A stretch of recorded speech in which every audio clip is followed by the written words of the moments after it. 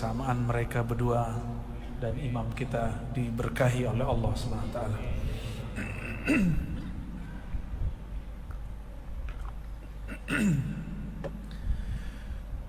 Tajuk kita malam ini insyaallah tasawuf yang diasas oleh Imam Al-Ghazali. Banyak orang berfikir bahwa tasawuf itu buatan manusia setelah Nabi sallallahu alaihi wasallam. Kalam ini berbahaya. Kalam ini berbahaya. Mereka berarti tidak memahami hadis pertama dalam Sahih Muslim ketika Nabi didatangi oleh sosok laki-laki yang putih yang ternyata adalah Sayyidina Jibril. Beliau bertanya 4 hal, yaitu tentang al-Islam, al-Iman, al-Ihsan, lalu tentang asyratus sa'ah, tanda-tanda hari kiamat.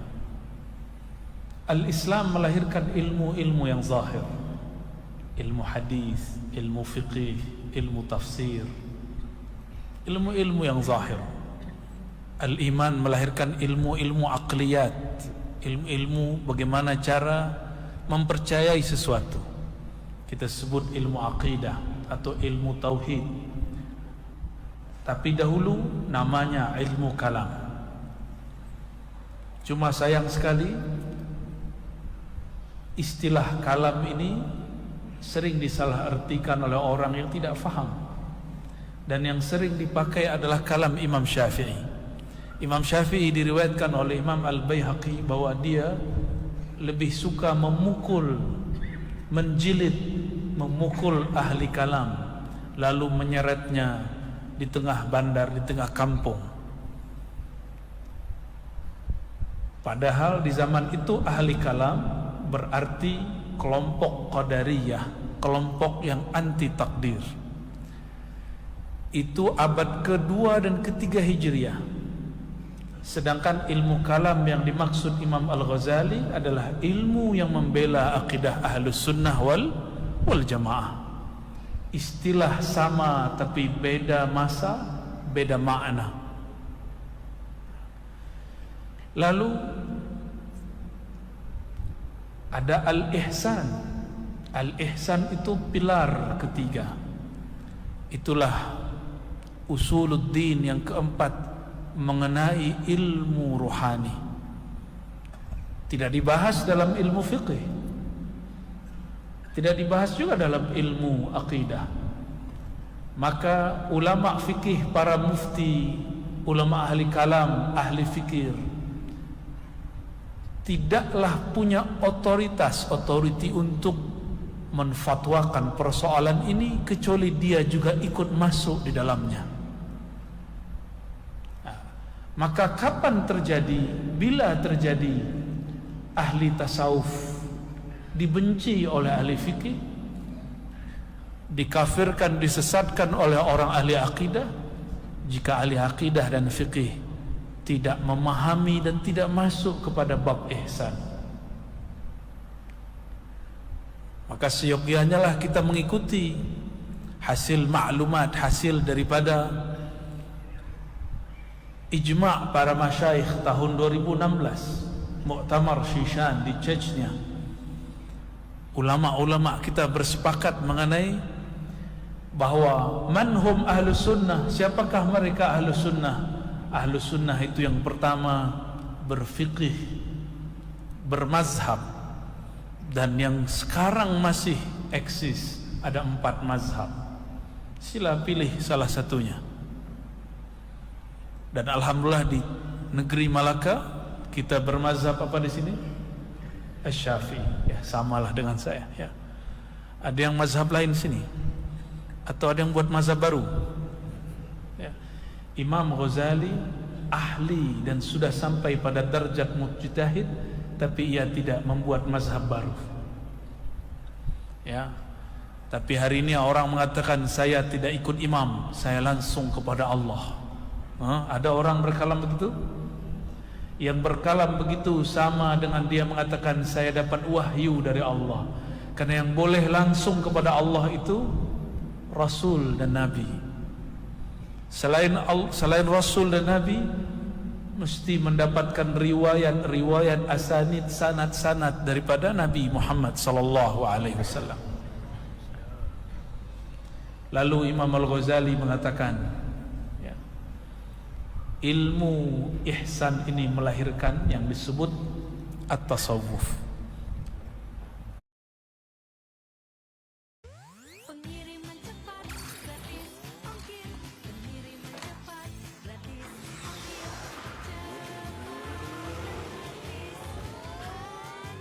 Pengiriman cepat, gratis ongkir. Ada tambahan yang keempat. Ini tambahan daripada Allah yarham As-Sayyid Al-Habib Abu Bakar Al-Adni dalam fikih tahawulatnya tentang fikih akhir zaman, memahami akhir zaman, ya. Jadi ada 4. Agama ini dibagi 4 pilar: fikih, aqidah, tasawuf, akhir zaman, ma'rifat akhir zaman. Maka siapa yang ingin menyempurnakan ilmu agamanya, sempurnakanlah 4 tajuk ini, 4 bagian ini. Sekarang kita masuk kepada tasawuf Imam Ghazali.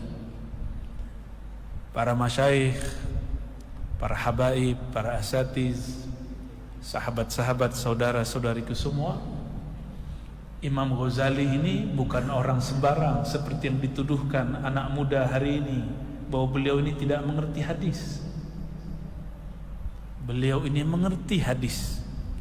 Beliau memahami ulumul hadis, tapi beliau bukan rawi hadis. Mampu membezakannya? Beliau mengerti mustalahat hadis. Sekarang PhD ilmu hadis mengerti ilmu mustalah. Saya sedari remaja menghafalkan Baikuniyah, kitab taisir yang dikarang juga oleh orang yang baru wafat kemarin. Kitab takhrij, asanid. Setiap hari kita meneliti hadis. Lalu saya dengar ada doktor ilmu hadis, tapi sayang sekali Sahih Bukhari tidak pernah khatam. Oh, berarti dia baru doktor ilmu hadis. Imam Ghazali Sahih Bukhari ia khatam, tapi dia tidak rawi hadis. Maka tidak ada kitab menyebutkan hadis riwayat Al-Ghazali. Ada? Tak ada. Beliau menghafalkan matan, dan beliau hafal lebih dari 5.000 matan. Ada yang hafal 5.000 matan?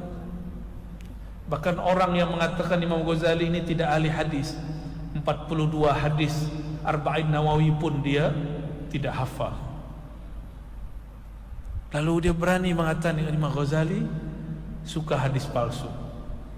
Setelah kita teliti, hampir tidak ada hadis palsu dalam Ihya Ulumuddin, kitab tasawufnya. Yang ada hanya hadis itu belum bertemu oleh ulama di masanya. Yang mengkaji kitab Imam Ghazali ini Imam Subki, pencinta Ghazali. Dia mengatakan saya tidak bertemu 300 hadis dia dalam Ihya Ulumuddin. Tapi hari ini ulama-ulama kita dan saya juga meneliti, tidak lebih dari 50 hadis yang kami belum bertemu sumbernya. Selebihnya ada marja'nya, ada riwayatnya. 5.000 hadis lebih kurang Imam Ghazali hafal, ya. Maka istahyu minallah ayyuhal muntaqid, malulah kepada Allah wahai para pengkritik Imam Ghazali. Kenapa Imam Ghazali tidak mau menjadi ahli hadis? Karena beliau menulis dalam kitab Ar-Risalah Al-Laduniyah, risalah mengenai ilmu laduni. Apa kata beliau? Dan kitab-kitab yang lain, bahwa ilmu itu dibagi 3. Pertama, ilmu hafaz. Kita di Indonesia menyebutnya hafal. Menghafaz, menghafal, memorize. Baca, hafal, baca, ulang, begitu. Tapi ilmu ini kata Imam Ghazali ini baru basic, ini untuk sibyan, untuk anak-anak. Harus naik lagi. Maka coba lihat anak-anak kita hafal sifat 20 tapi tidak mengerti sifat 20. Hafal bacaan solat tapi tidak faham isinya. Hafal Quran tapi juga tidak faham kandungannya. Namun hari ini banyak orang tua berharap anaknya hafaz Quran. Ustaz, kiai, syekh, tuan guru, doakan anak saya hafaz Quran. Saya biasanya katakan, semoga dia hafiz Quran dan mengerti isi Quran, lalu mengamalkan isi Quran. Kita tambahkan 2 doa. Tidak hanya hafiz Quran, karena pembunuh Sayyidina Ali juga hafiz Quran, tapi tidak faham isi Al-Quran. Imam Al-Ghazali mengatakan ada ilmu kedua, yaitu ilmu al-fikr, ilmu fikir.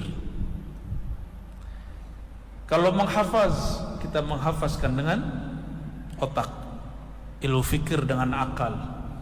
Dan yang ketiga, al-jam'u bainal awal wa thani, bainal awal wa thani, menggabungkan pertama dan yang kedua, ilmu menghafal dan ilmu fikir. Hasilnya itulah baru ilmu yang murni. Dia hafal, dia faham yang dia hafal. Inilah yang dimau di dalam Al-Quran. Inilah yang Nabi katakan, yang Nabi puji, rubba hamili fiqhin ila man huwa afqah. Boleh jadi orang yang hafal satu teks fikih, teks hadis, dia mengajar kepada orang itu lebih faham daripada dia. Nabi memuji orang yang faham ini. Sudah masuk Isya? Belum? Baik. Nanti tolong dikasih tanda ya. Imam Al-Ghazali sebelum dia menemukan kebenaran di dalam tasawuf, kenapa dia mengambil jalan tasawuf? Karena yang dia cari al-haq. Al-haqqu mir rabbik. Kebenaran itu dari Rabbmu. Kebenaran itu turunnya satu. Tapi ketika makhluk membaca yang benar itu, muncullah kebenaran nisbi, kebenaran yang tidak pasti. Maka setiap kelompok merasa benar. Jika ada orang mengatakan saya tidak mau lagi ikut imam, langsung saja kepada Al-Quran, maka dia membuat kebenaran yang baru. Jika dia tidak mau ikut mazhab yang 4, lalu dia katakan saya langsung kepada Nabi, dia telah membuat mazhab yang kelima. Mau buat mazhab kelima? Silakan, tidak ada larangan. Masalahnya siapa yang mau ikut. Ya. Imam Ghazali tidak mau buat mazhab baru, karena itu tahsilul hasil, membuat sesuatu yang sudah dibuat ulama yang lebih afdal daripada dia. Maka dia tidak mau buat yang baru. Maka kita sudah cukup dengan fasilitas mazhab yang sudah ada. Saudara-saudari kemuliaan Allah, Imam Al-Ghazali kemudian mencari kebenaran. Inilah isi daripada Al-Munqiz minad Dhalal. Al-Munqiz berarti pembebas, penembus daripada kesesatan. Beliau mencari kebenaran. Pertama, dia menjadi ikut aliran yang disebut materialisme, kelompok yang memahami bahwa kebenaran itu sesuai dengan apa yang dipandang secara zahir, apa yang didengar dengan zahir. Banyaklah ahli hadis terjebak di sini, ahli fikih terjebak di sini, ahli filsafat materialisme terjebak di sini. Ahli fikih, apa yang dibahas dalam ilmu fikih? Apakah ilmu fikih bahas khusyuk? Tidak. Fikih membahas apakah solat kita sah, rukun syaratnya atau tidak. Imam Ghazali ingin lebih dari itu. Imam Ghazali ingin memastikan apakah solatku diterima di sisi Allah atau tidak. Itu ilmu yang dia cari. Maka pertama dia belajar tentang filsafat materialisme, kemudian ilmu-ilmu yang zahir dalam ajaran Islam. Maka jangan salah kira Imam Ghazali mengerti kedokteran. dia juga pakar ilmu pengobatan. Lalu dia berpindah ke ilmu falsafah murni. Jadi ada falsafah terapan. Falsafah terapan seperti apa? Ada yang belajar di sini di kampus, belajar handasah, bangun ini apa namanya, arsitek, ya, engineer. Itu dulu ilmu falsafah, tapi falsafah terapan. Ada yang belajar ilmu kedokteran, menjadi dokter. Itu dulu ilmu falsafah yang zahir. Apalagi matematika, ya, ilmu hisab, dulu disebut ilmu hisab, berubah nama ilmu jabar. Semua itu ilmu yang zahir. Tapi saya sungguh pernah kaget, terkejut. Dulu pernah mengisi satu seminar kuliah di kampus. Kampusnya kampus kedokteran, kampus orang memahami ilmu kedokteran. Dan ada mahasiswa baru hijrah, lalu mengharamkan filsafat dan ilmu kalam. Saya tanya balik, kamu tahukah apa yang kamu sedang pelajari?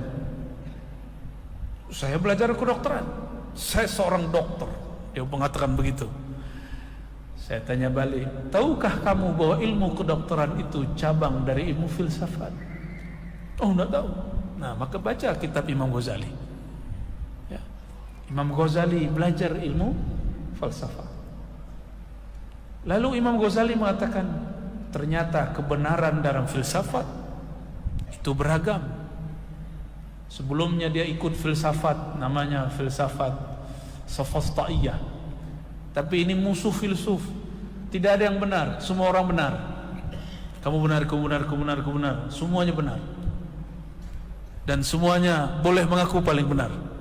Imam Ghazali tinggalkan itu, masuk ke filsafat murni. Di filsafat murni dia belajar Aristoteles, belajar Al-Farabi. Apa kata dia? Ibnu Sina Al-Farabi belum mengislamkan, belum mensyahadatkan falsafah.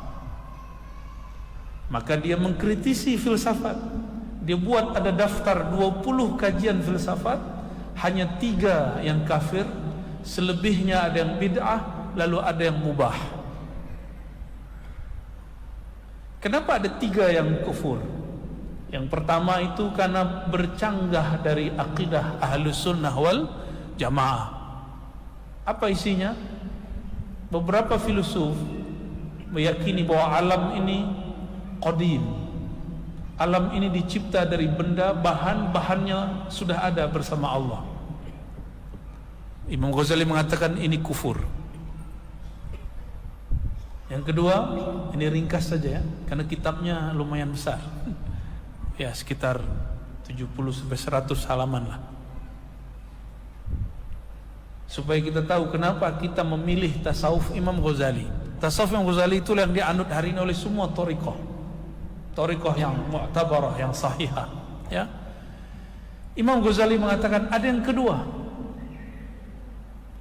Yang kedua, para filsuf dulu meyakini bahwa tubuh ini tidak lagi dibangkitkan, hanya ruh.